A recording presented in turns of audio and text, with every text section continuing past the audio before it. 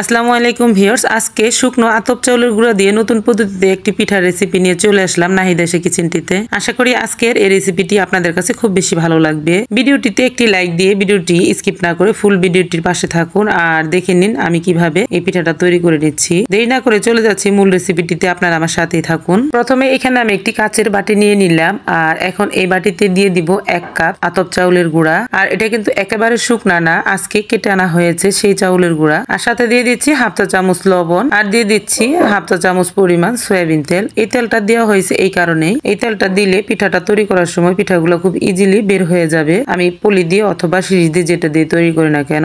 এখন আমি এখানে ফুটন্ত গরম পানি দিয়ে অল্প অল্প গরম পানি দিয়ে একটি সফট ডো তৈরি করে নিচ্ছি।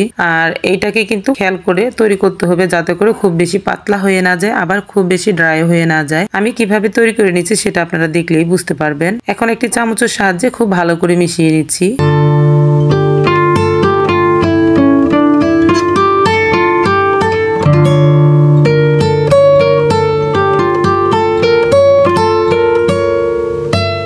এখানে আমার মিশানো হয়ে গেছে। এখন আমি এখানে কালার দিয়ে দেব। কালার দেওয়ার জন্য আমি ব্যাটারটাকে একটু আলাদা করে নিলাম। আপনাদের হাতের কাছে যদি ফুড কালারটা থাকে ভালো লাগলে দিবেন, ভালো না লাগলে দিবেন না, না দিলেও চলবে। এভাবে সাদাও কিন্তু তৈরি করা যাবে, তাতেও বেশ সুন্দরই লাগবে। আর এখানে প্রথমে ইয়েলো কালার দিয়ে দিলাম, তারপরে আমি এখানে অরেঞ্জ কালার দিয়ে দেব। মোট 2টি কালার দেব, হোয়াইট কালার সহ মোট 3টি কালার হবে আমার। আর দর্শক আমি খুবই দুঃখিত, আমার এখানে অরেঞ্জ কালারটা মিক্স করা স্কিপ হয়ে গেছে, ক্যামেরায় হয়ে গেছে। তো আমি 2টি কালারই কিন্তু রেডি করে নিয়েছি। এখন পিঠাগুলো তৈরি করব, তার জন্য আমি এখানে 3টি শিরিষ নিয়েছি। আপনারা চাইলে কিন্তু শিরিষের পরিবর্তে যে কোনো পলি অথবা চিপসের প্যাকেট এগুলোর ভিতরে তৈরি করতে পারেন। আর আমি প্লাস্টিকের উপর পিঠাগুলো তৈরি করব, আপনারা চাইলে কলা পাতা, কাঁঠাল পাতা যে কোনো কিছুর উপরে কিন্তু তৈরি করতে পারেন। তো পিঠাটা তৈরি করার জন্য আমি এরকম দাগ কেটে নিয়েছি ডিজাইন তৈরি করার জন্য। আর ডিজাইনটা কিন্তু যে কোনো কেউ একবার দেখলেই তৈরি করে নিতে পারবেন। দেখতেই পাচ্ছেন কত সহজভাবে ডিজাইনটা তৈরি করে নেওয়া যাচ্ছে।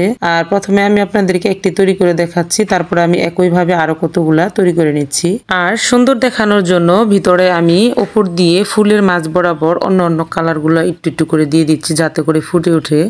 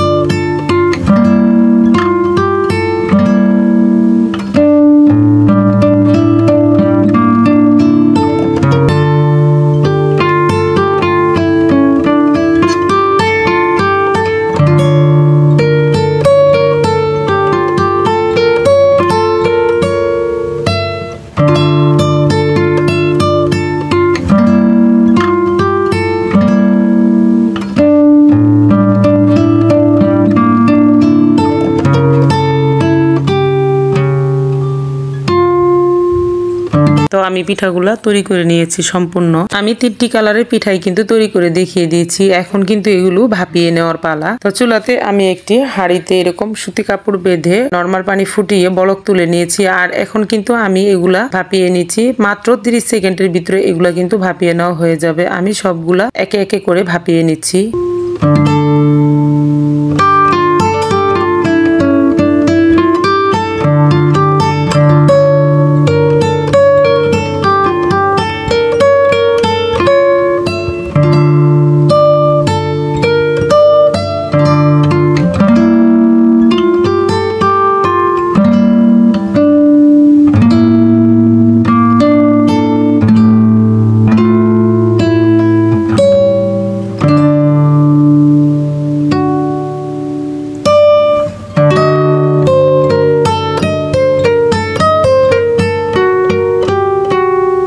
দর্শক দেখতে পাচ্ছেন সবগুলো কিন্তু আমি এখানে ভাপিয়ে নিয়েছি, আর এগুলো কিন্তু আমার একটা একটা করে ছাড়িয়ে নেওয়ার কোনো প্রয়োজন নেই, আমি একসাথে ছাড়িয়ে নিচ্ছি। দেখতেই পাচ্ছেন কত সহজভাবে ছুটে আসতেছে, ছিঁড়েও যাচ্ছে না, ভেঙেও যাচ্ছে না। আর একইভাবে আমি সবগুলো ছাড়িয়ে রোদ্রে দিয়ে দেব। দেখতেই পাচ্ছেন আমার সবগুলো ছাড়িয়ে নেওয়া হয়ে গেছে, এখন আমি এগুলাকে রোদ্রে দিয়ে দেব।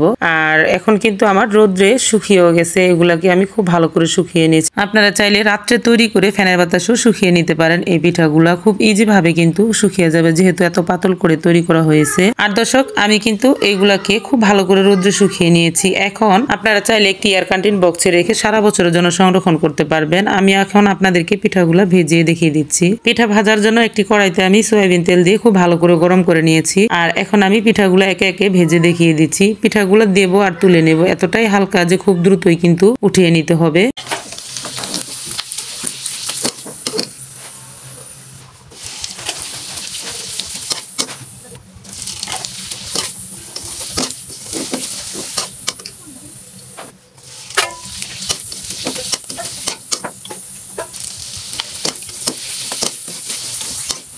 তো দর্শক এখানে আমি বেশ কতগুলো পিঠা ভেজে নিয়েছি, সবগুলো ভাজিনি। তো এখন আমি দেখতেই পাচ্ছেন এগুলাকে কত সুন্দর দেখা যাচ্ছে ভাজার পরও। ভালো লাগলে আপনারা অবশ্যই একবার বাসায় ট্রাই করবেন। এখন এই পিঠাগুলোতে আপনারা চাইলে চিনি অথবা মিঠাই শিরা করে ছিটিয়ে দিয়ে খেতে পারেন, আবার চাইলে এমনিতেও কিন্তু খেতে পারেন। আমি একটা আপনাদেরকে এখানে ভেঙে দেখিয়ে দিচ্ছি আসলে কতটা কুরকুরে হয়েছে। শব্দ শুনেই হয়তো বুঝতে পারছেন আসলে কতটা মুচমুচে হয়েছে। তো দর্শক আমার এই ভিডিওটি যদি ভালো লাগে তাহলে অবশ্যই ভিডিওটিতে একটি লাইক দিয়ে দিবেন, চ্যানেলটিকে সাবস্ক্রাইব করে পাশে থাকবেন। নতুন নতুন ভিডিও পাওয়ার জন্য বেল বাটনটি অন করে দিবেন, এতে খুব দ্রুতই আপনাদের কাছে আমার নোটিফিকেশন গুলো পৌঁছে যাবে, আমি যাই কিছু আপলোড করি না কেন। তো আজ এই পর্যন্তই, আরো একদিন চলে আসবো নতুন কোনো ভিডিও নিয়ে ইনশাআল্লাহ। ততক্ষণ পর্যন্ত আপনারা সকলে ভালো থাকবেন। সকলকে জানাই অসংখ্য ধন্যবাদ। আল্লাহ হাফেজ।